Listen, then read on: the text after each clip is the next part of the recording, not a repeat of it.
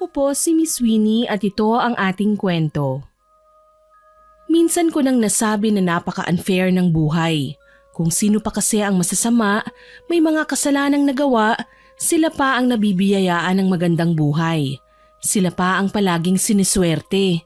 Samantalang kami naman na mahihirap, kahit anong bait namin sa kapwa, matulungin at maawain, madalas kami pa rin ang nagdurusa. Halos araw-araw kaming nakikipagbunos sa pagsubok para lang mabuhay. Kaso lang, hindi pala sapat ang maging mabait para mamuhay ng payapa. Minsan kailangan kong makasunod sa uso, manakit ng tao sa ikasisiyan ng iba para din sa kapakanan ng aking pamilya. Ako nga po pala si Emerald, 30 years old sa kasalukuyan. Ang kwentong ibabahagi ko ay nangyari noong nasa kolehiyo pa lamang ako. 20 years old ako noon taong 2015. Emerald, pakiusap, itigil mo na ito. Maawa ka naman sa akin. Bakit? Nang lumandi bang mama mo sa asawa ng iba, naawa ba siya sa pamilyang pwedeng masira ng kakatihan niya? Emerald, hindi ko kasalanan ang ginawa ng mama ko. Ilang beses ko bang ipapaliwanag sa iyo yun? Bata pa ako noon, hindi ko pa siya kayang pagsabihan. Pakiusap, lubayan mo na ako. At sa tingin mo, ganun lang kadali yun? Huwag kang hibang, Sasha. Habang nabubuhay ka, mananatili kang tinik sa buhay namin ng amo ko. Kung ang pinoproblema mo ay ang pang-tuition, pwede kitang tulungan. Hihingi ako ng tulong sa mga kaanak ni Papa. Iwan mo na si Tita Lucia. Ang kapal din naman ng mukha mo, no? Ano bang pinagkaiba doon? Kesyo ang papa mo o ang amo ko ang hingan ko ng tulong, mag-asawa pa rin sila. Iisang savings ang pinagkukunan nila ng panggastos para sa pag-aaral ko. Kinabit nga lang ng nanay mong asawa ng amo ko eh. Heto pa, nagkaanak sila at ikaw pa ang bunga. At alam mo bang latest? Hindi na makakapaghabol ang papa mo sa yaman ni na Madam Lucia dahil nagloko siya. Kaya wag kang umastang may maitutulong ka pa sa akin dahil ang totoo, mahirap ka pa sa daga. Isang malakas na sampal kagad ang iginawad ko sa kanyang pisngi nang naabutan ko ang papatakbong babae. Alam kong ilang beses na niya akong tinatakasan pero hindi siya pwedeng mawala sa paningin ko. Aminado ko na minsan hindi na maganda ang ginagawa ko kay Sasha, Miss Winnie. Hindi pala minsan, kundi madalas.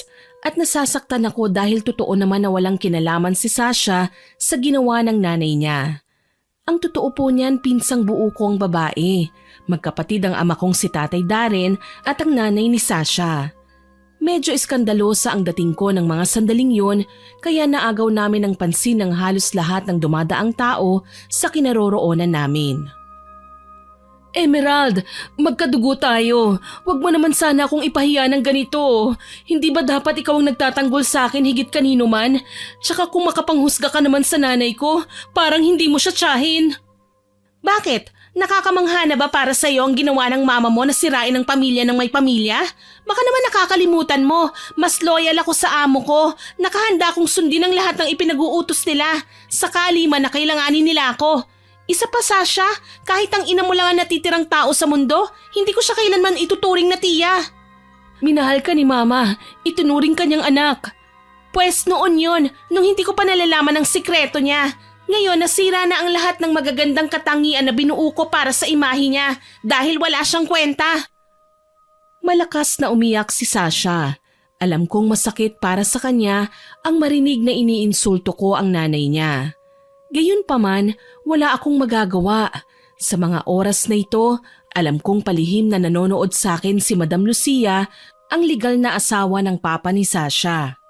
Kailangan kong ipakita sa kanya na binubuli ko si Sasha para tigilan na niya ang tatay ko.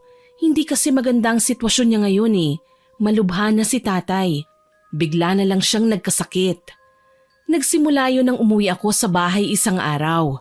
Nadatnan ko ang aking ama na nanghihina at namumutla. Muntik na siyang matumba kaya ganun na lang ang pagtakbo ko palapit sa kanya. Tay, ano pong nangyayari sa inyo? Wala naman, Iha. Bigla lang akong napagod. Sumakit ang ulo ko kanina pero nawala na din naman. Parang iba na po ang nakikita ko, Itay. Teka lang po, may naitabi naman po akong halamang gamot sa kusina Didikdikin ko na lang po muna at itatapal sa ulo niyo po. Anak, huwag ka nang mag-abala pa. Ipapahinga ko lang to. Magiging maayos din ako. Sandali lang naman po ito, Itay. Sige na po, maupo na po muna kayo. Sambit ko sa kanya at nagmamadali ako sa pagpunta sa kusina. Kinuha ko ang nakatagong mga halamang gamot at pinroseso para gawing gamot. Nang matapos ako sa ginagawa, binalikan ko si tatay. Nadatnan ko siyang nagsusuka na ng dugo, kaya naman ganun na lang ang pag-aalala ko. Nang subukan ko siyang dalhin sa ospital, nabigla ako dahil wala namang findings ang mga doktor. Marami sa mga kakilala namin ang nagsasabing hindi normal ang karamdamang iniinda ni tatay. Baka raw kailangan namin ng albularyo. Pero nang ilapit ko siya sa mananambal, natuklasan kong kinulam pala ang aking ama. Mabilis kong nalaman na si Madam Lucia pala ang salari ng kanyang pagkakasakit. Bago ko pa man maipagamot si tatay, kinumpronta ko na noon si Madam Lucia. Madam Lucia! Aba, at nandito ang pamangkin ng umahas sa aking asawa. Ano, naparito ka rin ba para umastang kung sino dahil inagaw niyo ang asawa ko? Hindi ako naparito para manggulo o makipag-away. Nandito ako para makiusap. Sino ka naman para pakinggan ko? Anong malay ko kung inutusan ka lang ng hayop kong asawa para iatras ang demanda laban sa kanila? Hindi naman po yun ang sadya ko eh. Kung tutuusin, wala nga po akong kinalaman sa nangyari sa pamilya niyo eh. Pero nadadamay na ako. Nadadamay ng tatay ko. At ano naman ang nais mong ipahiwatig, Aber? Hindi na po ako magpapaligoy-ligoy pa. Sana naman po itigil niyo ng pangkukulam kay tatay. Pakiusap, huwag niyo na kaming isama sa pinaghihigantihan niyo. Sa labis kong pagtataka, malutong na humalakhak si Madam Lucia. Tila ba tuwang-tuwa siya sa kanyang narinig. Pinaupo pa niya ako sa mamahalin niyang sofa at mataman akong tinitigan. Matalino ka, Iha. Alam mo naman siguro na iba ako sa mga kakilala mo. Hindi mangyayari ang gusto mo kung pupunta ka lang dito para makiusap. Lahat ng magagandang bagay may kapalit. Anong klaseng kapalit, madam? Alam kong wala po ako sa lugar para sabihin ito. Pero kahit ano gagawin ko, basta hayaan niyo lang na gumaling ang tatay ko. Huwag niyo naman po siyang sasaktan. Madali lang naman ang gusto ko, Iha. Alam kong masakit lang para sa'yo. Pero kailangan mong mamili. Tatay mo o ang pinsan mo? Diretsuhin niyo na po ako, madam. Ano ba talaga? Gusto kong makitang nagdurusa si Shasha. Pahirapan mo siya hanggang sa siya na mismo ang sumuko at magtaboy sa papa niya. Ang totoo niyan, nauna nang kinasuhan ni madam ang aking tiyahin, Miss Winnie. Masaklap lang ang sinapit niya sa kulungan dahil kinailangan siyang maaksidente at mamatay. Sa ngayon, ang magkasama na lang sa bahay ay sina Sasha at ang kanyang ama. Kaya naman ang marinig ko mula kay Madam Lucia ang mga bagay na nais niyang ipagawa, ako naman ang buong tapang na humiling sa kanya. Gagawin ko po ang gusto niyo. Basta ipangako niyo lang na gagaling ang tatay ko. Lubayan niyo na siya. Wala naman kaming kasalanan eh. Sige, gagawin ko ang mga sinabi mo. Lulubayan ko ang ama mo. Pero tatandaan mo, oras na pumalpak ka, ibabalik ko ang babawiin kong karamdaman sa katawan ng ama mo. May isang salita po ako, madam. Kaya kong maging tapat sa inyo. Basta wag na wag niyo lang pong pakikialaman ng tatay ko. Huwag kang mag-alala. Hindi ka magiging lugi sa trabaho mo sa akin. Saglit siyang tumalikod sa akin at animo may kinuha sa naroong drawer. Isang sobre na mukhang may laman. Iniabot niya yun sa akin. Nagulat ako dahil pera ang laman nun. Mahigit 20,000 nang bilangin ko. Para saan po ito? Paunang bayad. Iaatras ko din ang orasyon ng pagkakasakit para pansamantalang gumaling ang tatay mo. Siya ang gagawin kong pambayad oras na pumalpak ka. Gagawin ko ang pinag-uutos nyo. Basta siguraduhin nyo lang na gagaling ang tatay ko. Ngumisi si Madam Lucia sa akin. Alam kong hindi ako dapat nakikipagkasundo sa mga kagaya niya. Pero alam ko kasing mas magiging malupit para sa akin ang mundo sakali man nasuwayin ko ang kagustuhan niya. Mahirap tanggihan ang mga taong bulag sa naglalagablab nilang galit. Pwede silang mandamay ng inosente at walang kinalaman kagaya nga ni tatay. Kaya heto ako ngayon, naging sikat at kinatatakutan sa aming school campus dahil sa kakayahan kong ipahiya ang isang tao ng walang kahirap-hirap.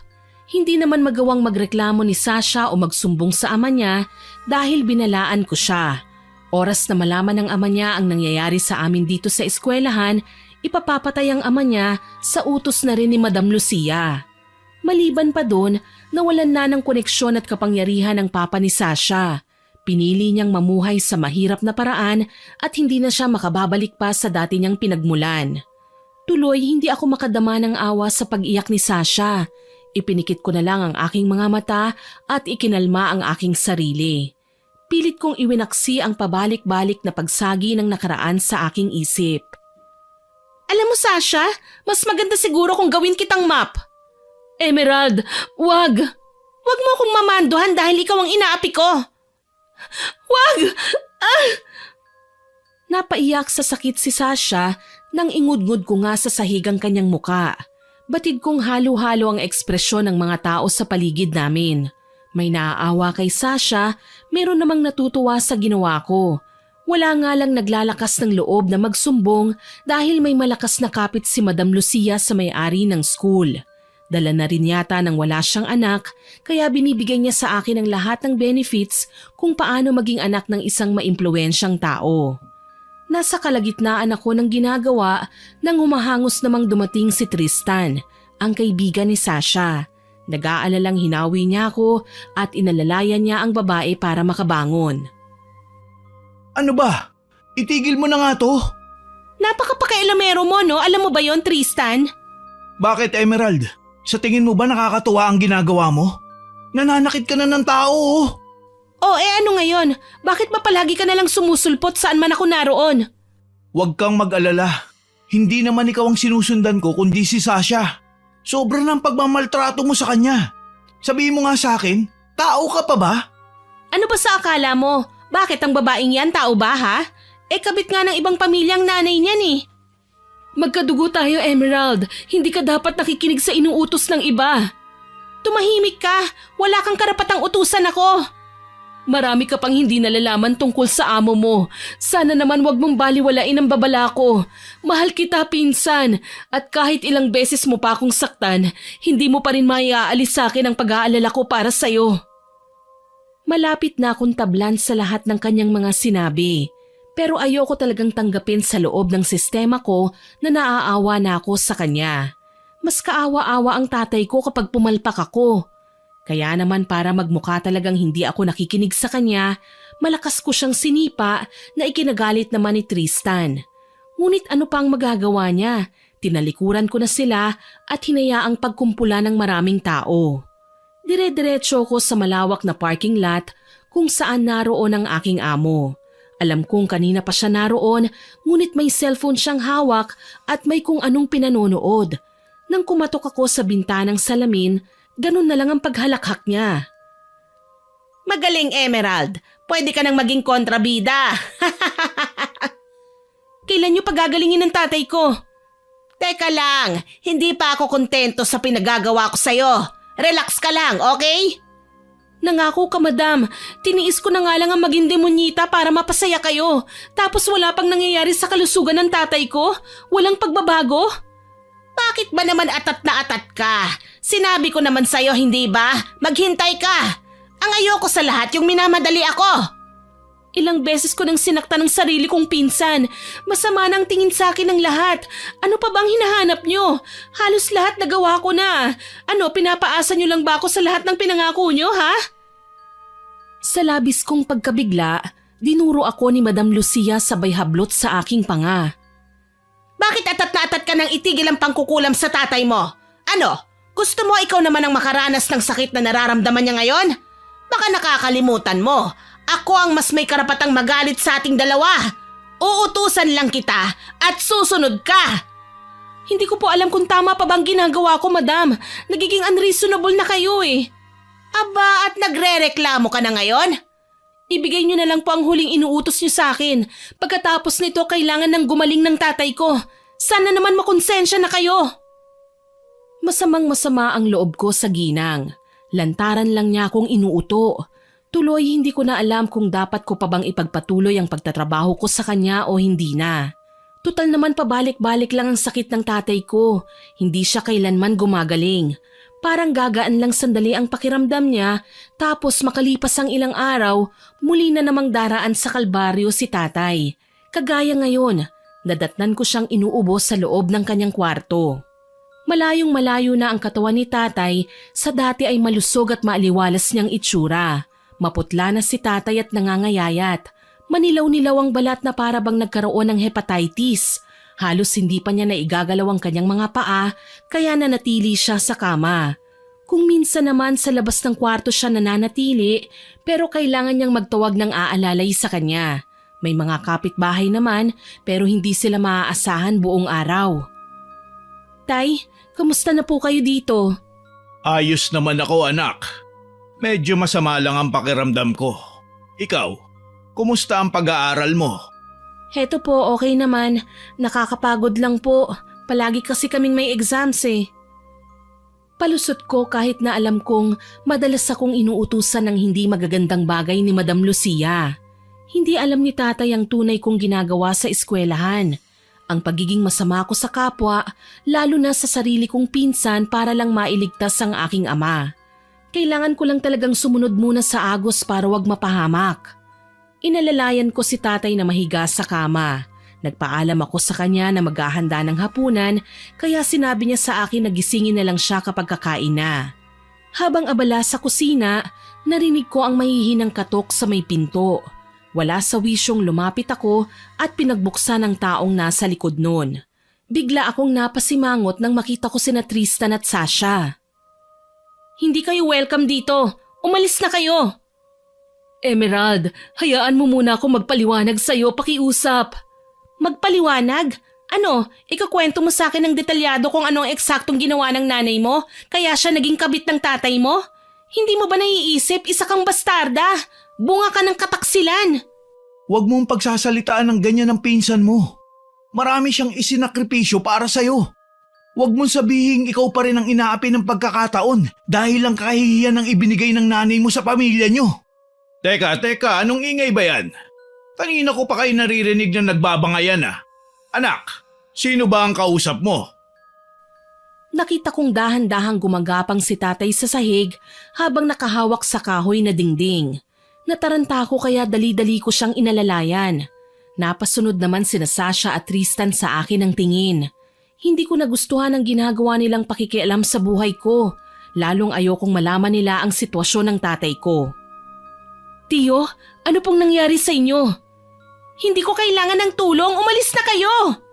Ano ba, Emerald? Nahihirapan na si Tiyo oh. Tristan, patulong naman oh. Tiyo Darren, bakit malamig po ang kamay niyo? Halina po kayo, dito tayo sa papag. Mukhang hindi po maganda ang pakiramdam niyo ah. Tama ka, iho. Ewan ko ba, matagal-tagal ko na ring dinaramdam to. Nakita ko nang idantay ni Tristan ang kamay niya sa ulo ni tatay. Nakapikit ang lalaki at may inuusal siyang mga kataga na hindi ko naman maintindihan. Maya-maya pa, hindi makapaniwalang lumingon siya sa akin. Ilang beses na lumunok, ilang sandali pa, hinarap niya ako. Emerald, bakit hindi mo sinabi sa amin to? Kinulam pala si Tio Darren. Kinulam? Pwede ba wag kayong gumawa ng kasinungalingan? Pakiusap, huwag ka na magmaang-maangan. Alam ko na ngayon ang totoo. Hindi mo gustong saktan ang pinsa mo. Napipilitan ka lang. Tristan, ano bang ibig mong sabihin? Naguguluhan na rin kasi ako eh. Scripted lang ang pambubuli ni Emerald sa'yo. Ano? Emerald, iha. Anong ibig sabihin nito? Sa pagkakaintindi ko, sa sinasabi ni Tristan, sinasaktan mo ang iyong pinsan. Totoo ba? Bakit? Hindi ba't kabilin-bilinan ko sa'yo na huwag kang mananakit ng kapwa? Lalo na si Sasha? Tiyo. Oo na, umaamin na ako itay. Nananakit ako ng kapwa. Sinaktan ko si Sasha sa utos na rin ni Madam Lucia. Pero bakit? Bakit niya ginawa yun? At bakit mo siya sinunod? Tay, siguro nga po masama akong tao. Pero hindi ako masamang anak. Gagawin ko po ang lahat maging okay lang po kayo. Hindi ako papayag na may sino mang manakit sa inyo. Anak. Nung minsang dinala ko po kayo sa isang mananambal, nalaman ko na kinukulam kayo. Wala kayong malay nun kaya hindi nyo narinig ang sinabi niya. Nalaman ko kagad kung sinong salarin matapos niya kayong tawasin. Si Madam Lucia. Diyos ko, bakit ka nakipaglapit kay Lucia, iha? Hindi mo ba alam na kilala na siyang malupit noon pa man? Itay, kapag hindi ko sinunod ang mga sinabi niya, ikaw ang sasaktan niya eh. Kaya nga binuli ko si Sasha ng labag sa aking kalooban. Kasi hodang pangalanan pa niya akong masama at walang konsensya. Mas mahalaga pa rin ang kaligtasan niyo, Itay. Ang tanong, tumupad ba naman siya sa usapan? Tutupad siya pero kailangan kong gawing impyerno ang buhay mo, Sasha. Pinsan, hindi mo kailangan gawin ito. May iba pa naman sigurong paraan. Tama, may iba pang ang paraan. At magagawa natin ang lahat ng yun kung makikipagtulungan ka sa amin, Emerald. Huwag ka mag-alala, hindi namin papabayaan ang tatay mo. Isa akong albularyo. Kung gusto mo, isama natin siya sa bahay namin para maasikaso ko ang kalagayan niya. Nang mga sandaling yun, gulong-gulo ang isip ko. Hindi ko nga alam kung magagawa ko pa bang magtiwala sa kanila. Si Madam Lucia nga na may kakayahan ng tumulong, pinangakuan lang ako, sina Tristan pa kaya na alam kong wala silang laban sa maldita kong amo? Huwag kang mag-alala, Emerald. Magiging okay din si Tio. Pwede ba? Huwag ka nang makipagplastikan pa sa akin. Hindi bagay sa'yo. Emerald, ilang beses na kitang sinaktan pero hindi ka pa rin nadadala. Talaga bang gusto mo pang mapahiya? Wala naman akong intensyon na magpakita ng kahit na anong nakakainis na impresyon sa'yo, Emerald. Pinsan kita eh. Ayoko lang na nalululong ka sa maling paniniwala kahit na alam ko naman ang totoo. Eh di wow, ikaw nang mabait, ikaw nang mabuti. Kahit anong puri mo pa sa sarili mo, marumi pa rin ang pagkatao mo. At nang dahil sa kakatihan ng nanay mo, nadadamay pati kami ng tatay ko. Emerald! Sa halip na pakinggan ang mariing pagtawag sa akin ni tatay, marahas ko siyang tinalikuran. Iiling-iling naman na binalingan ako ni Tristan ng tingin pero wala akong pakialam. Tutal naman tingin nila sa akin, isa akong dakilang kontrabida. Bakit ba hindi ko nalang lubos-lubusin pa? Sinundan ako ni Tristan sa likod bahay. Doon ako tumambad dahil hindi ko kayang makita ang pagbabait-baita ni Sasha. Ewan ko ba, naiirita na ako kapag nakikita ko siyang umiiyak o umaastang naaawa. Para kasing binubulungan ako ng isipan ko na nagdadrama lang si Sasha. Nagkukunwari para kaawaan.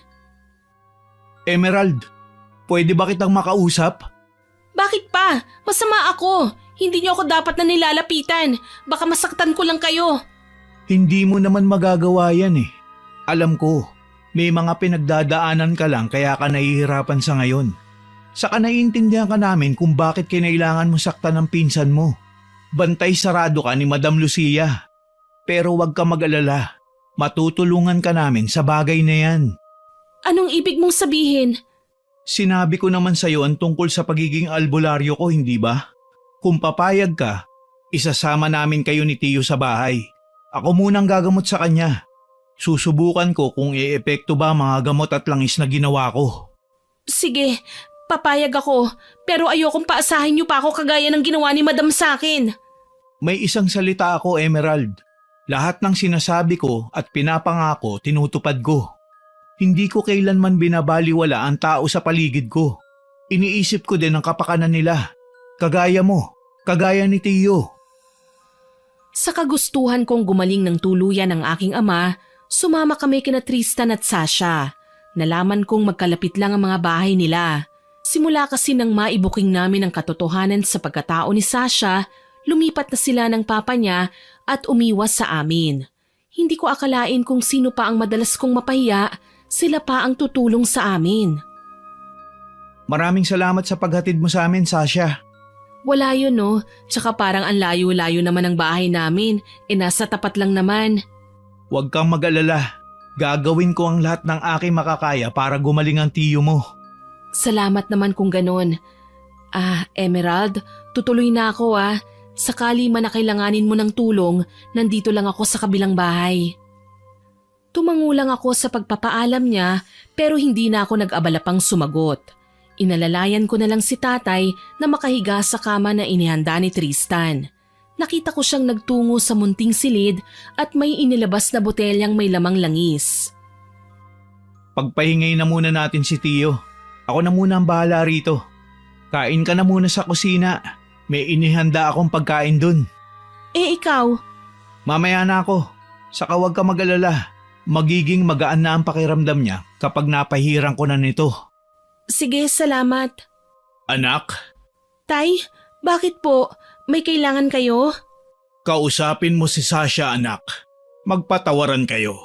Alam ko naman na wala kang ibang inisip kundi ang kaligtasan ko lang. Pero sana, isipin mo din na walang kinalaman si Sasha sa kasalanang ginawa ng kanyang ina at ama. Bunga lang siya at hindi kailanman ginusto ang magkaroon ng miserableng buhay. Huwag mo sana siyang sisisihin, anak. Hindi ko alam, Tay. Nilalamon ako ng galit para sa kanya. Naghahanap ako ng masisisi dahil hindi ko matanggap na kayo ang kailangang magdusa sa kasalanang ginawa ng iba. Huminga ng malalim si tatay at nginitian ako. Kahit papaano gumaan ang pakiramdam ko dahil sa pagpapakita niya ng pag-iintindi sa sitwasyon ko. Ang hirap talagang maging mabait sa taong kinaiinisan ko. Gayunpaman, hindi ko naiwasan si Sasha. Bago pa man ako makakain, naririnig ko na ang naging pag-uusap nila ni Tristan. Oh, Sasha, bumalik ka? Oo, nalaman kasi ni tatay na nandito si Tio at Emerald eh. Sakto naman na may niluto siyang ulam. Heto maanghang na chicken pastil. Paborito daw ni Tio ang pagkain ito eh, kaya nagdala na ako. Sabi nga ni Papa, sa bahay na lang sila manatili eh. Kaso baka ayaw namang pumayag ni Emerald. Ganun ba? Mukhang masarap nga yan ah. Puntahan mo na lang si Emerald sa kusina. Sabayan mo na siyang kumain. May sinaing na din kasi ko dun. Tapos may binili akong nilagang baboy kanina. Yun ang ulam namin ngayon. Ganun ba? Sige, pupuntahan ko na siya sa kusina. Si Tio ba nakakain na? Pwede ko siyang subuan mamaya. Natutulog pa. Mamaya na lang, sabay na kami. Sige, pupuntahan ko lang si Pinsan sa kusina. Mabuti pa nga. Nagkunwari naman akong kumukuha ng ulam nang maramdaman kong papalapit siya sa aking kinaroroonan. Nakangiti na si Sasha, tila ba nasisiyahan sa nakikita niyang pagkaabala ko. Emerald? Nandito ka na naman? Ano bang kailangan mo? May dala akong chicken pastil. Halika tikman mo. Okay na ako dito sa ulam ko. Pero masarap ito, Emerald. Halika, sumandok ka oh. Pati ba naman mga gusto kong kainin pinakikialaman mo? Pwede ba layuan mo na ako? Natigilan si Sasha sa tangkang paglapit sa akin. Walang imik na lang niyang nilapag ang lalagyan ng ulam at yumuko. Bago pa man ako muling makapagsalita, nakita ko nang pumapatak ang kanyang luha. Alam ko naman na naiinis ka sa akin at sa nanay ko, pero baka naman pwedeng magpanggap ka muna na okay tayo hanggang sa gumaling si Tio. Bakit ko naman gagawin yon? Hindi naman ako tanga. Oh, nagtatalo na naman ba kayo? Sabay kaming lumingon sa may pinto nang lumapit si Tristan. Nagtataka niyang nilipat-lipat ang tingin sa aming dalawa. Hindi naman Tristan. Huwag mo kaming pansinin, okay? Nag-uusap lang kami. Sigurado kayo ha? Baka naman… Tristan, huwag kang mag-alala. Hindi naman ako ganun kasama para saktan ng kaibigan mo kahit wala ang amo ko. Sige, naniniwala na ako. Pero kailangan nyo magmadaling kumain ha. Magsasagawa ako ng ritual para sa pagtatawas. Natawas na siya noon. Alam ko na kung sinong kumulam sa kanya. Bakit kailangan pang ulitin? Kasi may mas mahalaga tayong bagay na kailangan mabawi kay Madam Lucia nang sa gayon, itigil niya na ang pambabarang sa tatay mo. Natahimik ako. Mukhang may punto nga naman ang sinasabi ni Tristan. Kapag nalaman namin kung anong pinangahawakan ni Madam para saktan ang tatay ko, baka pwede namin itong mabawi. Hindi ko na nga kinausap si Sasha at nagmadali na sa paghahapunan. Pagkatapos lumapit ako kay Tristan na may dalang plangganang may lamang tubig at asin. Inilapag ko ito sa mesita. Nagsindi naman ang lalaki ng puting kandila at pinalibutan ng abo ang paligid ng kinahihigaan ni tatay, pati na ang kinatatayuan ng binata. Sisimulan na natin ang orasyon. Pakiusap, wag na wag kayong gagalaw o didilat na mga mata. Hintayin nyo ang hudyat ko. Naiintindihan nyo ba? Oo, Tristan. Kung ganun, maghawak tayo ng kamay. Walang bibitiw at walang susubok na umalis sa bilog ha. Kailangan manatili sa kinaroroonan. Anumang ingay ang marinig ay hindi pakikinggan. Sige, Tristan. Nakahanda na ako. Pinilit kong sundin na muna si Tristan kahit sa totoo lang ayokong madikit man lang ang balat ni Sasha sa aking balat. Para siyang may nakakahawang sakit na hindi ko kayang tagalan. Nakita ko kung paano magdasal si Tristan gamit ang ibang lengguwahe. Hindi ko siya maintindihan. Gayunpaman, kalmado ang kanyang muka at alam na alam niya ang kanyang gagawin. Dinampot niya ang isa sa mga nakasinding kandila at ipinatak ang lusaw nun sa tubig sa loob ng planggana. Ilang sandali pa, may nabuong imahe mula sa tubig. Imahe ng isang matandang babae. Si Madam Lucia! Tama ka dyan, Emerald. Nakikita mo ang hawak niyang yan? Manika. Minamaniubra niya ang lahat ng nararamdaman sa katawan ng tatay mo gamit ang manika. Kaya pala pabalik-balik ang sakit ni Tiyo. Ano bang pwede nating gawin para mapagaling siya? Hindi ko kasi kayang tanggalin ang paraan ng pagbuhol niya ng PC ng kulam. Kailangan, kunin natin sa kanya mismong manika na ginagamit niya. Dahil ito lang ang makakapagpawi ng karamdaman ng tatay mo. Paano? Nasaan ang manikang yan? Nasa bahay ba ni Madam Lucia? Yan ang kailangan nating alamin, Emerald. Sa ngayon, heto ang plano. Kailangan manatili ka pa ring malapit kay Madam pero hindi para gawin ang mga bagay na pinagagawa niya sa'yo. Kailangan mong tuklasin kung saan niya tinatago ang manikang ginagamit niya para saktan ng tatay mo. Tumango ako at sumang-ayon sa kanyang sinabi. Tamang-tama, Lunes na kinabukasan. Hindi na masama kung makipagkita na naman ako kay Madam Lucia dahil yun ang araw na magbibigay na naman siya ng instruction sa akin tungkol sa mga panibago niyang ipagagawa. Lumapit sa akin si Sasha at walang paalam na hinawakan ang aking kamay. Ano man ang plano ni Madam Lucia para pahirapan ako, sumunod ka lang pinsan. Titiisin ko, gagawin ko ang lahat makatulong lang sa pagpapagaling ni Tiyo. Malay natin, sa hindi inaasahang pagkakataon, makikita mo ng mga bagay na hinahanap natin. Tama si Sasha. Sumunod lang tayo sa agos. Huwag tayong magpapahalata. Hindi ko alam pero biglang kinurot ang puso ko dahil sa mga sinabi ni Sasha. Nakakaramdam ako ng matinding awa para sa kanya. Hindi niya deserve ang mahirapan dahil may punto naman si tatay na hindi kasalanan ni Sasha ang mga nangyari ngayon sa buhay niya. Kagagawan yun ng mga magulang niya. Gayunpaman, hindi na ako nagpakawala pa ng kahit na anong sasabihin na natili na lamang akong tahimik. Alam ko naman na kahit ano pa ang sabihin sa akin ni Madam Lucia, hindi na ako kailanman makikinig sa kanya.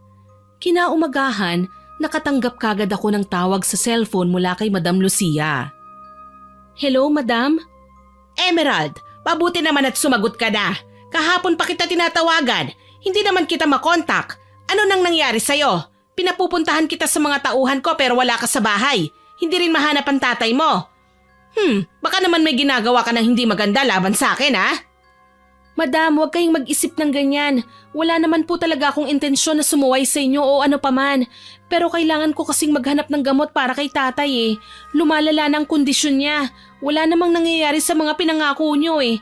Ang totoo nga niyan, nakakarami na kayo sa mga inuutos sa akin pero kahit kailan, wala pa kayong nagagawang pabor para sa akin. Sa totoo lang, hindi ko gusto ang tabas ng dila mo ha. Pero sige, pakikinggan ko ang lahat ng sasabihin mo. Huwag kang mag-alala, ibibigay ko ang pansamantalang lunas para sa karamdaman ng tatay mo. Mariin akong pumikit nang marinig ang sinabi niya. Pansamantalang lunas, lagi na lang ganon. Kung bakit ba kasi nagpauto pa ako sa ginang eh.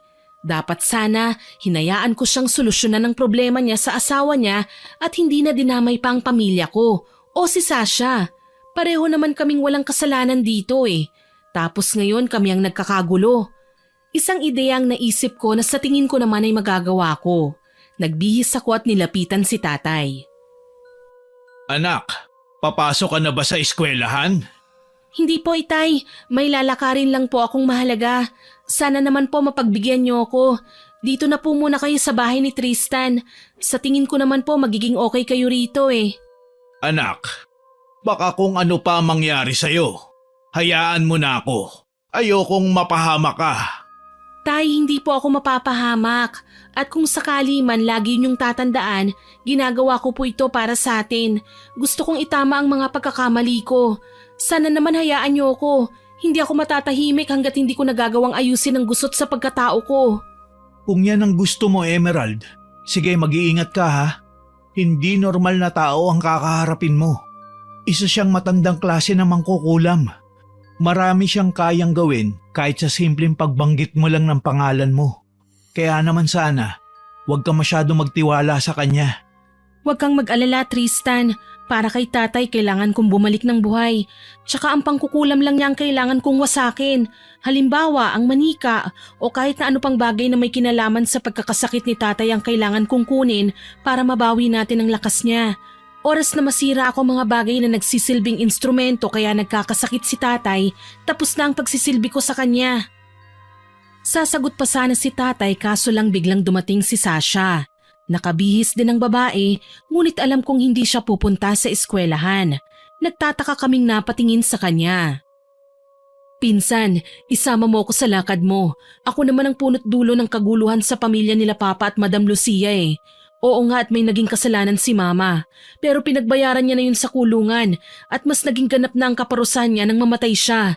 Kaya nga nakukonsensya din ako eh dahil kailangan pa niyang idamay kayo ni Tio kahit na wala naman kayong kasalanan. Alam mo Sasha, hindi mo na kailangan magpakabayani. Ako ang masama, ako ang may kasalanan. Kaya ako lang ang magdurusa. Kilala ko si Madam Lucia. Kahit sa kwento ko lang naririnig ang tungkol sa ugali niya. Madalas siyang ikwento sa akin ni Papa eh. At alam kong hindi mo makukuha ang gusto mo sa kanya kung wala itong kapalit. Tama si Sasha, Emerald. Kailangan may katuwang ka sa pagharap kay Madam. Pero huwag ka mag-alala. Hindi ko naman kayo pababayaan eh. Sa ngayon, kailangan muna nating magbaon ng mga pangontra. Pangontra? Oo, pinsan, pangontra. Ang mga kagaya ni Madam Lucia ay may pagkakapareho sa mga aswang. Natatakot sila sa asin. Ayaw nila sa buntot pagi. Kumakain din sila ng puso ng tao para tumibay ang kanilang katawan at manatiling bata sa mahabang panahon.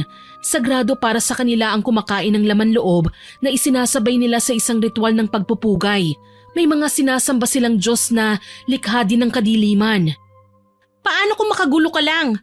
Hindi mangyayari yun dahil ako ang ipapain mo sa kanya. Magkukunwari tayong magkaaway pa rin pero lantaran mo akong ipapain sa kanya. Si Tristan ang bahala sa mga natitirang detalye. Ipinaliwanag sa akin ni Sasha na sasamahan daw ng papa niya ang itay ko para magabayan kami ni Tristan. Sa mga pagkakataon kasing ganito, hindi raw namin pwedeng ipagkatiwala sa iba lalo na sa mga alagad ng batas ang paglaban kay Madam Lucia. Kampon siya ng dilim at kayang gumawa ng mga bagay na hindi ka panipaniwala. Sa pagkakataong yon pumayag ako, bahagyang kumalma ang mood ko at hindi na muna binabara si Sasha. Hindi ko alam kung ano ang nasa isipan niya pero malinaw na may binabalak siyang kakaiba at mukhang dito magkakaalaman kung sino ang mapapahamak. Iniabot ni Tristan sa amin ang mga pangontrang sinasabi niya. Isinuot ko yon sa aking braso dahil isa itong bracelet. Heto, kailangan niyo magkaroon ng ganito para hindi niya tayo basta-basta magagamitan ng orasyon. Hindi tayo basta-basta tatabla ng kahit na anong klase ng kulam na gusto niyang ibigay sa atin. Huwag kang mag-alala, Emerald. Tutulungan ka namin na mapagaling ang Tiyo. Hindi rin namin siya pababayaan. Ayoko magkaroon ng utang na loob sa'yo, pero ikaw naman talaga ang kailangan ni Madam Lucia eh. Kaya lakasan mo na lang ang loob mo para makaharap siya. Pagsisisihan ni Madam ang ginawa niya kay Mama sa pagsira niya sa buhay ko at sa maling pagkakakilala niya kay Papa. Nakabantay ako palagi sa likod mo, Sasha. Hindi kita pababayaan. Palagi ka na lang narito sa tabi ko, Tristan. Isipin mo rin sana ang sarili mo. Hindi ko mapigilang itaas ang kilay ko nang makita ang pagdantay ng kamay ni Sasha sa balikat ni Tristan. Parang hindi ko nagustuhan ang ginawa niya. Alam kong tinutulungan niya ako, pero seryoso, kailangan pa ba nilang ipakita sa akin ang kakaibang trato nila sa isa't isa? Kailangan ko nang umalis. Ano, maglalandian na lang ba kayo dyan? Sorry. Paano Tristan? Ikaw? Susunod na lang ako. Kailangan ko munang ayusin ang mga kakailanganin ni Tio dito sa bahay. Alam ko naman kung saan ko kayo pupuntahan. Sige, mag-iingat ka ha. Kayo din. Napaikot ko ang aking mga mata nang marinig ang pasimpleng banat ng dalawa. Parehong mahaharot ang kasama ko. Pinatatagal pa nila lalo ang ginagawa namin eh. Hindi na ako nagsalita at kaagad nang naglakad paalis. Emerald, hintay! Marami akong kailangan gawin. Nakakahiya naman na naghihintay pa ako sa inyo no? Kung hindi naman pala importante sa inyo ang ginagawa ko, dapat hindi ka na sumama. Pasensya na, Emerald. Hindi ko siya sinagot at dali-dali nang pumara ng jeep. Walang kibong sumunod sa akin si Sasha. Hanggang sa dumating kami sa isang kilalang subdivision, nakabuntot pa rin siya sa akin. Ang yaman pala nila, Papa. Dati yon, nung hindi pa siya pumatol sa mama mo. Kinuwento sa akin ni Papa ang mga nangyari noon. Alam kong tinakwil siya ng mga magulang niya, kaya siya nakatira kung nasan kami ngayon. Hindi na siya kinilala dahil nagbigay lang daw siya ng kahihiyan sa mga tao. Pwede ba? Huwag mo nang linisin ang pangalan nila. Wala din namang magbabago Alam ko naman yon, Emerald. Pero itong ginagawa mo, malaki ang mababago nito sa amin. Kasi kahit papano gagaling si Tio, matitigil na rin ang pambabarang niya laban sa ating lahat. Ako lang at si tatay ang nagdusa. Huwag kang umastang nahihirapan ka rin. Alam mo, kahit gaano ka pa kaawa-awa, hindi pa rin ako madadala sa mga drama mo Mabilis ko siyang tinalikuran at naglakad. Nawala na sa isip ko ang niluluto naming plano dahil pinangunahan na ako ng galit. Kung pwede nga lang sana iwanan ko na siya Kaso lang, hanggang sa dumating ako sa harapan ng bahay ni Madam Lucia, nakasunod pa rin sa akin si Sasha. Emerald, mukhang mas maaga kang nagpunta dito ngayon at may regalo ka yata para sa akin. Bakit mo ba ginagawang miserable ang buhay ng tiyo ko? Ako naman ang kailangan mo, hindi ba? Heto na ako, huwag mo nang pakialaman pa ang buhay nila Emerald. Hindi mo naman sinabi na matapang na pala ang kasama mong Sasha ngayon, Emerald. Gawin mo na ang lahat ng nais mong gawin sa kanya, Madam Lucia. Utang na loob, lubayan mo na ang tatay ko. Umatras ako at hinayaang makita ang naglalagablab na galit sa mga mata ng ginang. Yung tingin na gusto na niyang sumugod kay Sasha. Maya-maya pa, hindi na nga nakapagpigil si Madam Lucia. Basta na lang niyang sinugod si Sasha at sinabunutan. Nagpagulong-gulong silang dalawa, ngunit ni hindi man lang nagpatalo si Sasha. Napangangako nang makitang gumaganti din ng pagsipa ang dalaga, kaya napapaatungal din sa sakit ang ginang. Sinamantala ko ang pagkakataon. Patakbo ko sa ikalawang palapag ng bahay niya nang sundan naman ako ng mga kasambahay niya. Kabado man, dali-dali akong pumasok sa pinakaunang kwarto. Nagtago ako sa isa sa likuran ng malaking kurtina. Tahimik na nakiramdam habang panay ang pagkakagulo ng mga kasambahay. Kalaunan, sumuko din ang babae at dali-dali nang bumaba para daluhan naman ang amo nilang kasalukuyang nakikipagbuno kay Sasha. Emerald! Tristan, paano ka nakapasok dito? May nakita akong hagdan sa likuran. Yun ang ginamit ko para makaakyat. Bakit? Akala mo hindi ko kayang umakyat dito sa bahay? Paano kapag nahuli ka? Hindi nila ako mahuhuli. Isa akong albularyo. May mga alam akong bagay na hindi kayang gawin ni inuman. Ang yabang mo. Sige na, hahanapin ko ng mga gamit sa pangungulam. Teka lang, ako na muna maghahanap. Puntahan mo na muna si Sasha. Baka kasi kailangan niya ng tulong mo. Hindi ba pwedeng ikaw na lang? Mas importante kasi na mahanap ko ang mga gamit ni Madam. Kapag ginawa ko yun, masisira ang plano natin. Mapagbibintangan tayong magnanakaw. Ako na muna maghahanap. Sige na. Wala akong nagawa kundi ang sundin na lamang ang sinabi sa akin ni Tristan. Nagdadabog pa akong naglakad pababa para lang magulat nang makita ang dugo ang labi ni Sasha habang lupaypay na nakahandusay sa sahig. May malay pa naman siya pero nangihina na at tila hindi pa nagustuhan ang ginawa kong pagbaba. Emerald, tumakas ka na! Ikaw? Traidor ka, Emerald! Pinasakay mo ako sa mga masasama mong plano! Niloko mo ako! Hindi totoo yan! Hindi mo ba alam na kaya ko ding makita ang pinakahuling pinag-usapan nyo, ha? Alam kong may pinaplano kayo laban sa akin at hindi kayo magtatagumpay! Napasigaw ako nang kumilos ang isa sa mga kasambahay ni Madam Lucia. Bigla niya akong binigwasan kaya naman bago pa ako makapag-react, nawalan na ako ng malay. Hindi ko alam kung gaano katagal akong nakatulog. Ang alam ko lang, halos mamaga ang mukha ko nang magkamalay. Nangihinang bumangon ako at pinagmasdan si Madam Lucia na noon ay nakaluhod sa harapan namin ni Sasha. May binabalak siyang masama. Nagsasagawa siya ng ritual. Kasalanan mo to eh. Nagpakabayani ka kasi. Tingnan mo saan tayo dinala ng katigasan ng ulo mo. Hindi ko naman to ginusto eh. Pasensya na. Sana hindi pa nakakaalis si Tristan para mailigtas pa niya tayo dito. Nandito si Tristan? Oo, kaya sana wag nang magtagal pa ang lalaking yun. Nakikita mong nakakahindik na reaksyon ng mukha ni Madam Lucia. Parang lalamunin na tayo ng buhay eh. Nasaan na ba kasi si Tristan? Napaigik ako nang sinubukan kong gumalaw. Tsaka ko lang napagtanto na nakatali pala ang kamay at paa ko kaya hindi ko magawang tumayo. Emerald, wag mo nang pilitin pang gumalaw. Mahihirapan ka lang eh. Ano bang pakialam mo? Wala ka rin namang magagawa eh. Pasensya na. Ano?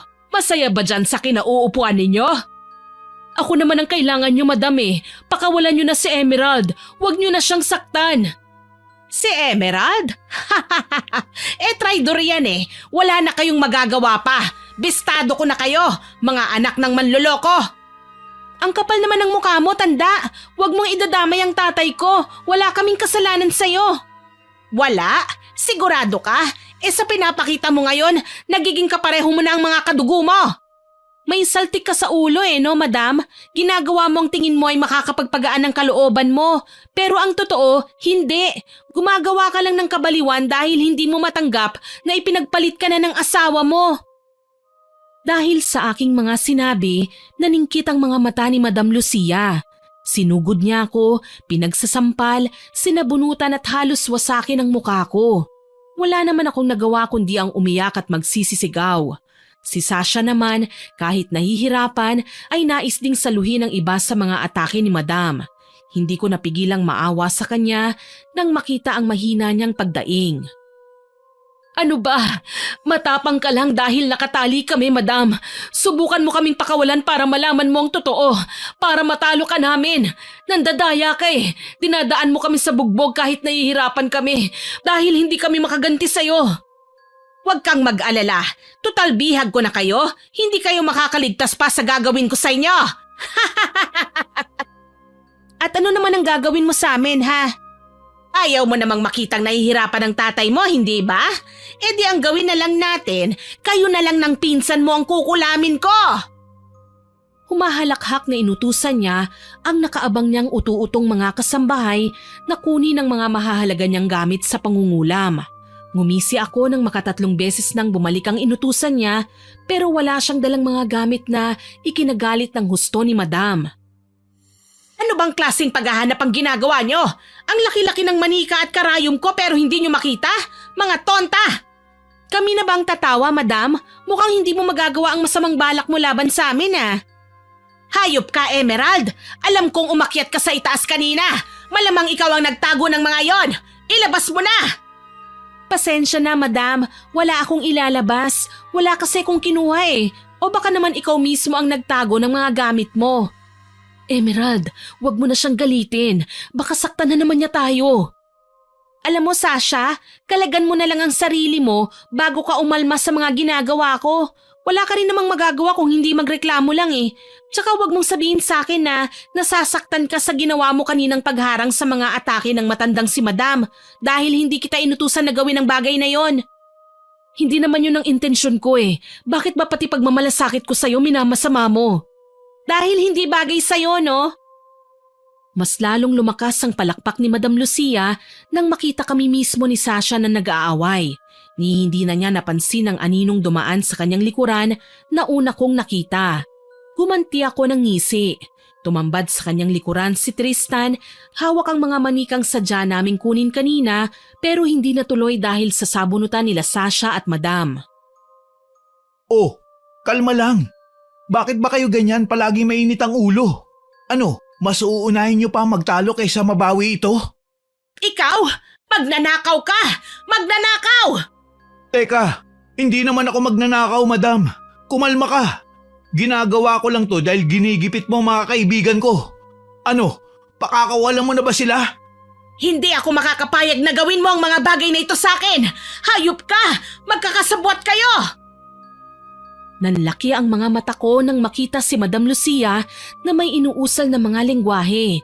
Pakiramdam ko, bawat bigkas niya ay may halong bigat, may laman. Hindi ko na napigilang mapapikit ng umihip ang malakas na malamig na hangin. Animo binabalaan kami, binibigyan kami ng babala sa masamang mangyayari. Emerald, may nakapa akong matulis. Patingin naman ako kung ano ito. Kung saswertihin nga naman, oo. Nail cutter. Teka, kukunin ko. Huwag kang malikot at kakalagan muna kita. Tapos kapag nakawala ka na, ako naman ang kalagan mo. Oo, sige. Nagtulungan kami ni Sasha na matanggal ang lubid na nakatali sa aming mga kamay. Si Tristan naman, nakita kong nagsasalita na rin ng hindi maintindihang lengguwahe. Pakiwari ko, binabara niya ang mga masasamang salitang binabato ni Madam Lucia sa amin, kaya imbis na kami ay ang matanda na ang nangihina. Sa lakas ng taglay na puwersa ni Tristan, nagawa niyang talunin si Madam Lucia hanggang sa manghina. Mangyak-ngiyak na dinuro ng ginang ang binata. Walang yaka! Ang lakas ng loob mong kalabanin ako! Sino ka ba, ha? Ako po si Tristan, at your service, ma'am. Kumakalaban ako sa mga masasamang mangkukulam, kagaya nyo. At ilang beses na rin naman ako may nagapi kung saan na ibabalik ko sa kanila mga karamdaman na ibinigay nila sa kanilang mga biktima. Ah! Hayop ka! Tatandaan kita! Hindi ako papayag na matalo lang ng kahit na sino!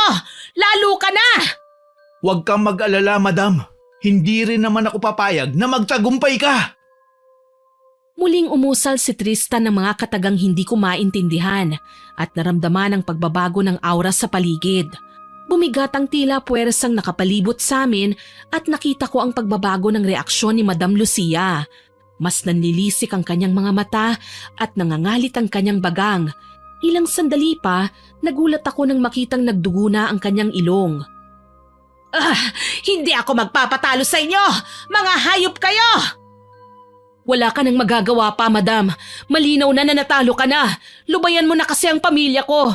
Kung talagang hindi mo matanggap na ipinagpalit ka na ng iyong asawa, siyang kausapin mo at wag mo kami idadamay. Madam, kung ako sa inyo, itigil mo na ito bago pa man maisagawa ni Tristan ang rebuelta. Wala kayong karapatang patigilin ako. Ito na ang kakayahan ko noon pa man. Kaya lahat ng taong nagkasala sa akin, parurusahan ko. Hindi na ako nakapiyok nang mapansin ang marahang paggalaw ni Tristan na animo may invisible na hangin siyang kinukontrol. Tinumbok niya si Madam na noon ay animo nalulunod. Sinamantala naman ni Sasha ang mga pangyayari at marahas na akong hinila palayo. Anong nangyayari? Kailangan na nating umalis, pinsan. Halika na, kaya na ni Tristan yan. Ano bang ginagawa nila? Huwag kang mag-alala, magiging okay din ang lahat. Basta magtiwala ka lang. Halika na, baka masama pa tayo sa isusumpa ni Tristan.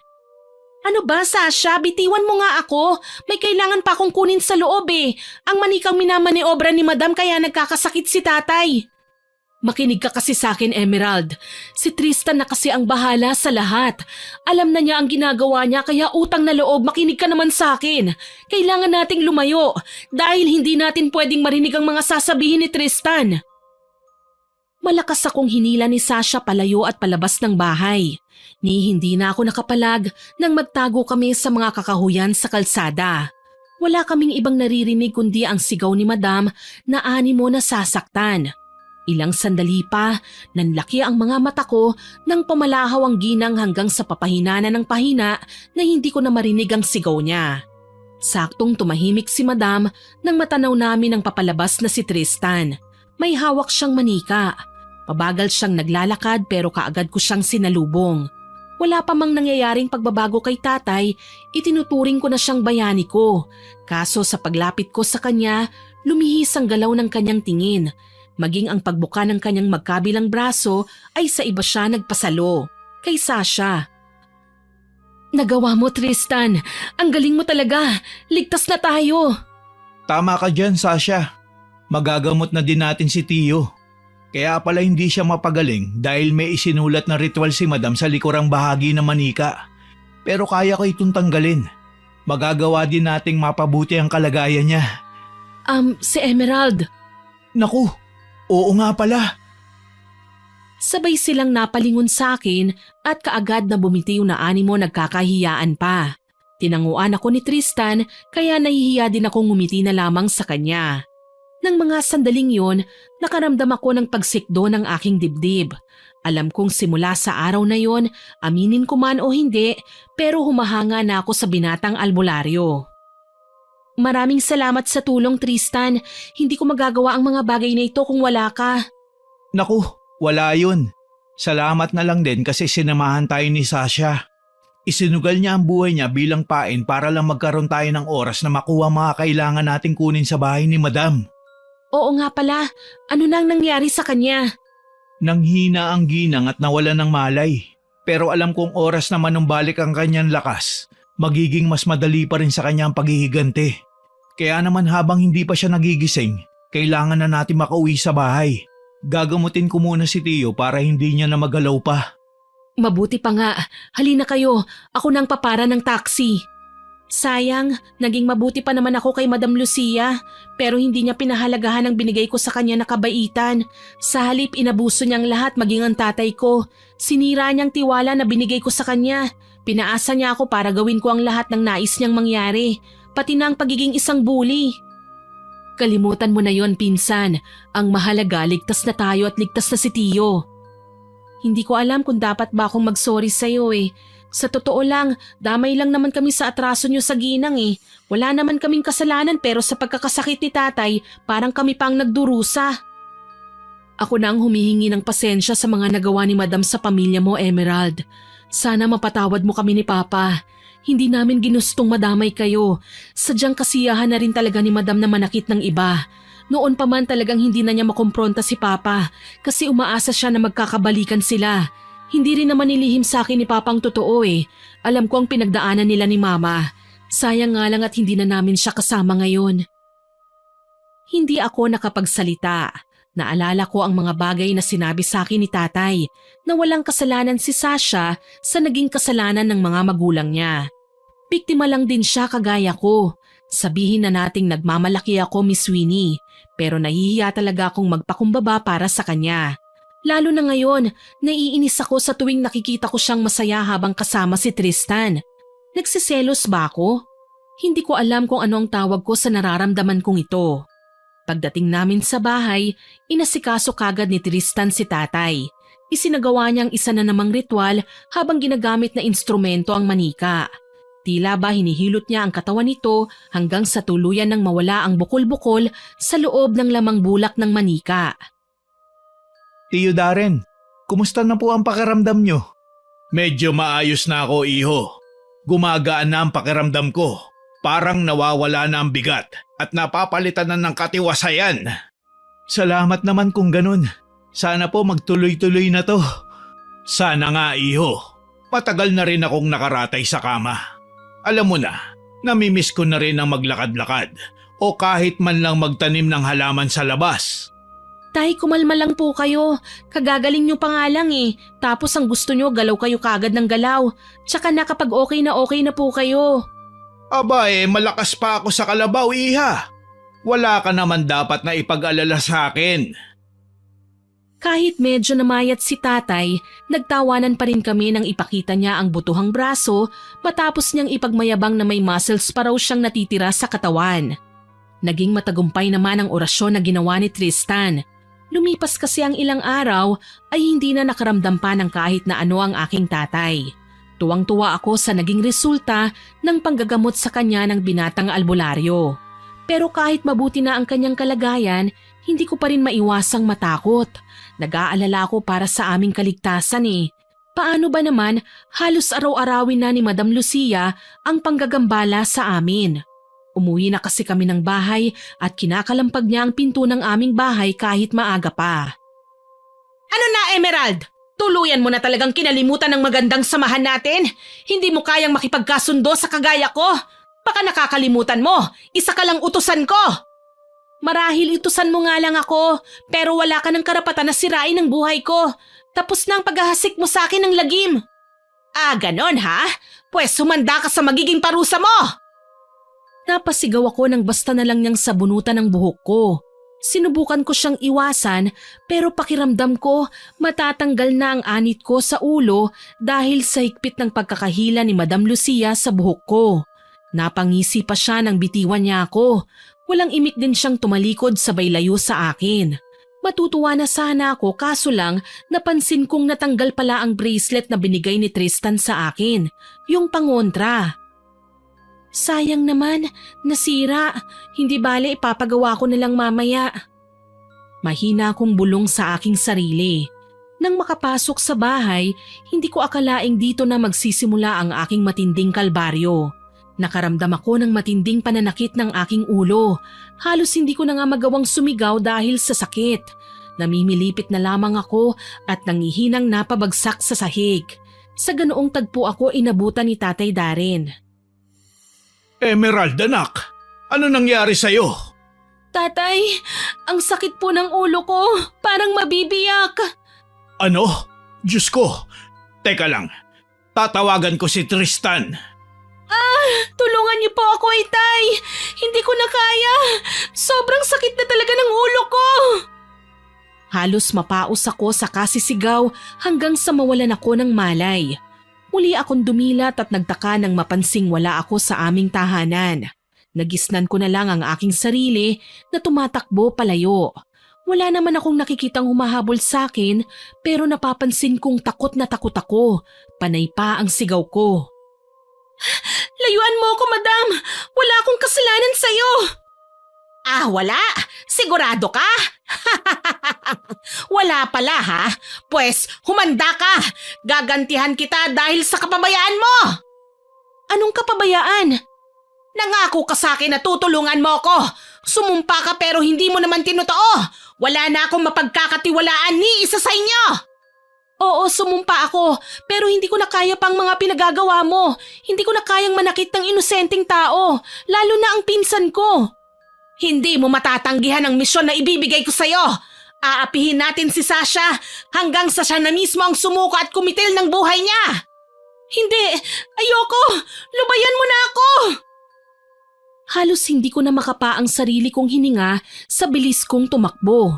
Kung saan-saan ako lumiko, ngunit nakapagtatakang nakokorner pa rin ako ni Madam Lucia. Kakaiba ang aura niya ngayon. Naglalagablab na ang itim na suot niyang damit, magulo ang buhok at mahahaba ang kuko. Kulang na lang, lantakan niya ako sa paraan ng pagkakatitig niya sa akin. Maya-maya pa, hindi na niya ako mahabol nang maramdaman kong nahuhulog ako sa isang butas, palalim ng palalim hanggang sa hindi ko na magawang kapain kung ano ang nasa loob dahil pinangunahan na ako ng takot sa aking nalalapit na pagbagsak. Sabihin mo sa akin, Iho, ano ba nangyayari sa anak ko? Bakit ganyan na lang siya kung makasigaw? Hindi ko pa alam sa ngayon, Tiyo. Pero para mas bumilis ang paglalapat natin ng gamot sa kanya, kailangan ko po siyang itawas. Malakas po ang pakiramdam ko na hindi lang po ito isang normal na sakit ng ulo lang. Gawin mo ang lahat ng makakaya mo, Iho. Si Emerald na lang ang meron ako. Ayokong mawala siya sa akin. Wala na ang aking asawa. Ayokong pati anak ko mawala rin. Para saan pa ang pagnanais kong mabuhay kung hindi ko man lang maaalagaan ang anak ko bilang ganti? Ano pong nangyari? Tumambad sa aking harapan sina tatay na kasama si Tristan. Sabay ko silang niyakap na dalawa at sakto namang pumasok si Sasha. Alam kong pinagmamasdan niya kami pero hindi man lang ako natinag sa kayayakap kina tatay at Tristan. Maya-maya pa, hinawakan ko ang kamay ng binata. Napakabuti mo, Tristan. Ikaw ang hero ko. Ginagawa ko lang naman ang mga pwede kong gawin bilang isang albularyo. Kaya nga bilib ako sa'yo eh. Sabay kaming napalingon sa kinatatayuan ni Sasha. Mabilis naman na nagbago ang ekspresyon ng kanyang muka. Nakangiti na ang babae pero alam kong may nakita akong bakas ng paninibugho sa kanyang muka. Hindi ko lang yun maibintang sa kanya ng harapan dahil nakangiti na siya sa amin ngayon. Umiral nga lang ang pagkamaldita ko. Tinaasan ko rin siya ng kilay. Emerald, pasensya na sa pagpunta ng walang abiso ah. Na-text kasi sa akin ni Tristan ang nangyari sa'yo eh. Nag-aalala ko kaya kailangan kong pumunta kagad dito. Talaga? Nag-aalala ka? Huwag mo nang isipin yon. Okay lang naman si Tristan eh. Pinsan, ikaw ang tinutukoy ko. Nag-aalala ako dahil sinabi sa akin ni Tristan ang kalagayan mo. Naging masama ako sa'yo. Inapi kita ng todo. Bakit kailangan mong mag-alala sa akin? Masama akong pinsan, Sasha. Dapat gumaganti ka nga sa akin eh. Hindi naman sukatan ng pang-aapi para gumanti, pinsan eh. Naintindihan ko kung bakit ko kailangan pagdaanan ng mga bagay na yon. Naipit ka lang, walang matakbuhan. Tapos nakakatakot pang malagay sa sitwasyon kagaya ng kay Tio. Pabalik-balik sa gamutan pero hindi man lang gumagaling. Kahit sino, kahit ako, kakapit talaga sa patalim. Sinamantala naman to ni Madam dahil alam niyang kailangan mo ng tulong. Pasensya na ha kung naging masungit ako sa'yo. Kalimutan mo na yon. Ang mahalaga nandito kami at tutulungan ka namin. Kagaya nga ng ipinangako ni Sasha, inalagaan niya kami ni tatay. Katuwang niya si Tristan at ginagamot nila ako. Sa halip na matuwa, pakiramdam ko binubugbog nila ang puso ko. Unti-unti ko nang nagugustuhan si Tristan, Miss Winnie. Pero nakikita kong umuusbong na rin ang damdamin nila Sasha at ng binata para sa isa't isa. Ito ang isa sa masakit na katotohanan. Extra lang ako, asungot sa pagmamahala nila. Kaya naman pinilit kong gumaling at magpalakas hanggang sa maramdaman kong nagagawa na naman ni Tristan na ibalik kay Madam Lucia ang kulam. Nabalitaan na lang namin na nakaratay na rin ngayon ng ginang. Malubha at walang mapupuntahan. Nakakaawa naman si Madam Lucia. Pwede ba, Sasha, huwag ka masyadong maging maawain, kaya ka napapahamak eh, kasi hindi ka marunong magtanggol ng sarili mo, mas pinapahalagahan mo ang kaligtasan ng iba. Hindi ko lang kasi maiwasang isipin ang kalagayan niya eh. Nakakalungkot ang mag-isa, lalo na sa mga panahong hinang-hina tayo. Mas mabuti na rin yun, Sasha, para mapagtanto niya ang mga nagawa niyang pagkakamali. Ang galing mong magbigay ng payo ah. Iniisip ko lang ang sasapitin natin kapag pinabayaan natin siyang aali-aligid na naman sa atin. Ayoko nang maisa sa inyong mapahamak. O siya, maiwan ko na muna kayo. Kukuha lang ako ng merienda. Sambit ni Sasha at iniwan kami ni Tristan sa sala. Hinayaan ko na lang ang babae na kumilos sa kusina. Halos araw-araw na kasi siyang dumadalaw sa amin simula nang magkasakit ako hanggang sa tuluyang gumaling. Nang kami na lamang dalawa ng binata, namayani ang matinding katahimikan sa pagitan naming dalawa. Ilang sandali pa, nauna akong nagsalita. Bakit ba ang bait-bait mo sa amin, Tristan? Ha? Hindi na pangkaraniwan sa isang taong tumutulong ng sobra eh. Pero ikaw, halos ibigay mo na sa amin ni tatay ang lahat. Ganyan naman talaga kapag malapit sa iyo ang isang tao, hindi ba? Gagawin mo ang lahat para sa ikabubuti niya. Pero hindi nakakabuti sa puso ko ang paglapit-lapit mo sa pamilya ko, Tristan. Nasasanay na ako eh. Nagiging dependent na ako sa'yo. Ayokong dumating ang araw na masira ang puso ko dahil dito. Bakit? Ano ba ang pinupunto mo? Gusto kita, Tristan. O siguro nga mahal na kita. Sa kabutihang pinakita mo sa akin, sa lawak ng pangunawa, hindi ko na maiwasang mahulog ang puso ko sa'yo. Ano? Pero Emerald, hindi ko naman intensyon na magkagusto ka sa akin. Ang totoo niyan, matagal na rin ako may gusto kay Sasha. Kaya nga halos hindi na kami mapaghiwalay eh. Gusto ko kasing makita niya ang pagmamahal ko para sa kanya. Ilang beses na ako nanligaw pero hindi niya ako sinasagot. Mapait akong ngumiti.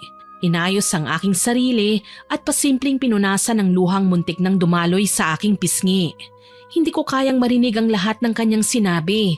Nasasaktan ako dahil malinaw na wala akong matatanggap na pagmamahal sa kabila ng pagtatapat na ginawa ko. Huwag mo akong alalahanin, hindi ako naghihintay ng kapalit sa pagmamahal ko para sa'yo. Magiging masaya ako para sa inyo ni Sasha. Pangako ko yan para sa'yo. Salamat Emerald. Sa katunayan, lalakasan ko na ang loob ko at liligawan na si Sasha. Ingatan mo ang pinsan ko ha, mabuti siyang tao. Sana maging matatag kayo sa lahat ng pagsubok na darating sa inyo. Yun lang at tinalikuran ko na si Tristan. Hindi ko na inabalapang takpan ang mga tumutulo kong luha. Siguro ibubuhos ko na lang muna ang aking kalungkutan sa pag-iyak. Umaasa akong bukas at sa mga susunod na araw magiging okay din ako. Naging masigasig naman si tatay sa pagtatrabaho hanggang sa makapagtayo kami ng munting tindahan. Dito namin kinukuha ang panggastos namin pati na sa mga pangangailangan ko sa pag-aaral. Dahil umiwas na ako kay Madam Lucia na sa kalaunan ay gumaling din naman sa kanyang karamdaman, hindi na niya suportado ang aking pag-aaral. Binabayaran niya ako noon para apihin ang sarili kong pinsan at alam kong mahalaga ang dignidad kesa sa pera para sa aking ama. Pero hindi ako nag-inerte noon, naging praktikal ako at ginastos ang pera sa mas mabuting paraan. Isang araw, papasok ako sa campus nang mamataan ko na naman ang grupo ng kababaihang tila may pinagtutulungan sa ground. Nilapitan ko sila. Nagulat ako nang makitang si Madam Lucia ulit yon habang inuutusan ng 2 estudyante na bugbugin si Sasha.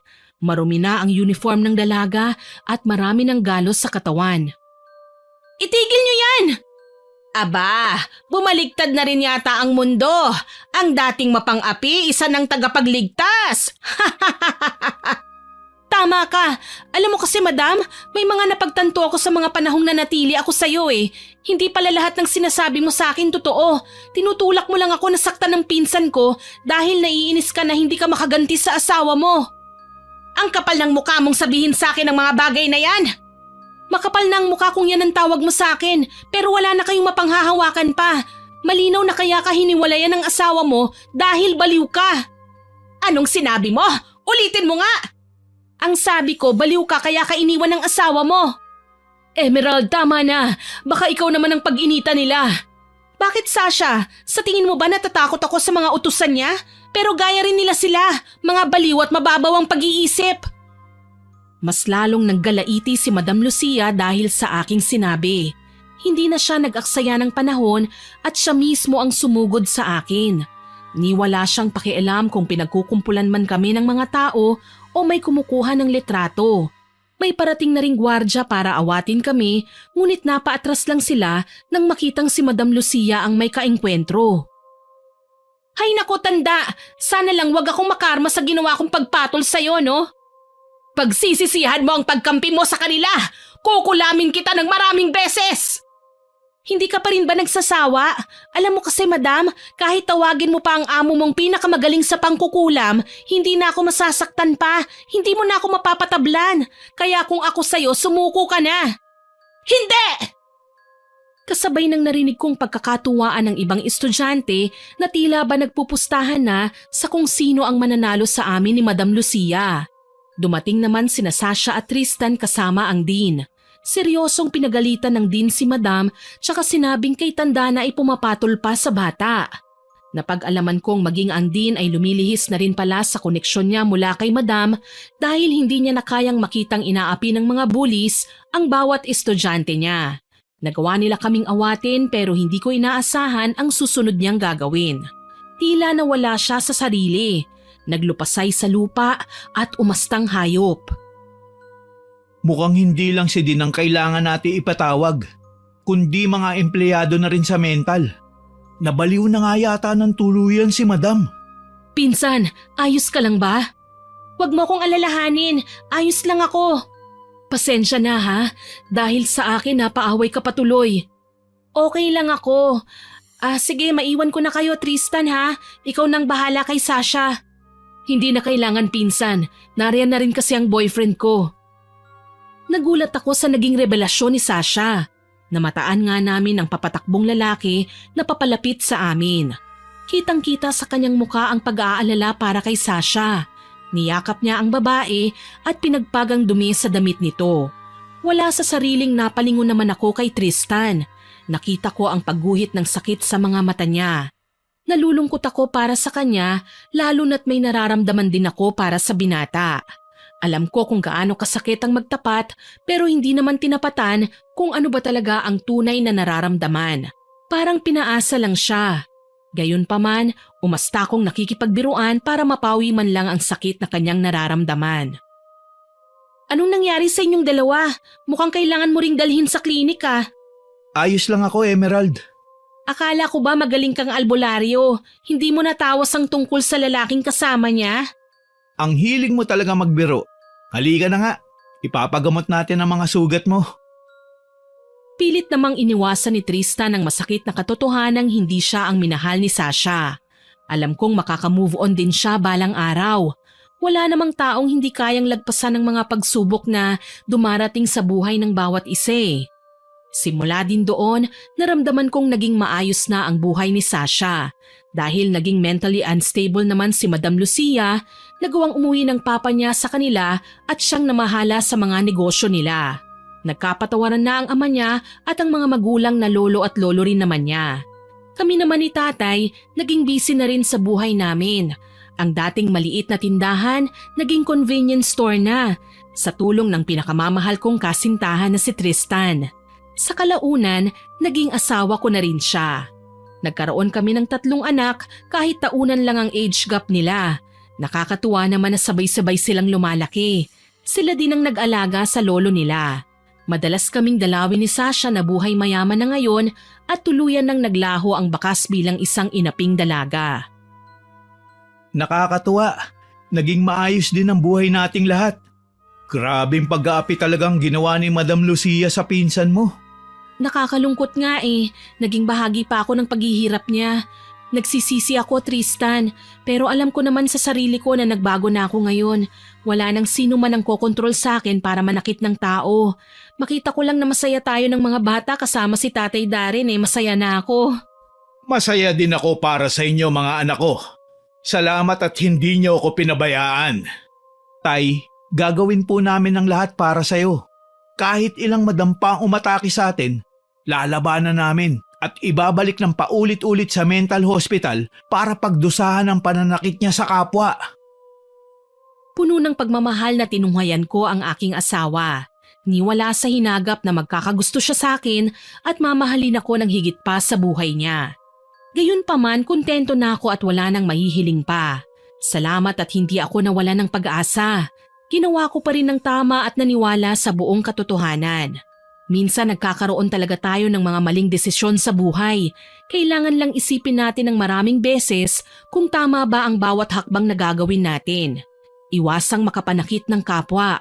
Naniniwala ako na kahit nakasulat na sa palad natin ang ating kapalaran, mas mainam pa rin na maging mabuting tao at maging mapagmahal sa kapwa. Hanggang dito na lamang po. More power po sa inyong channel at God bless. Sana po ay nagustuhan niyo ang aking ibinahaging kwento. Pero bago ko po tapusin ito, hindi makukumpleto ng walang shoutout sa masusugid nating listeners.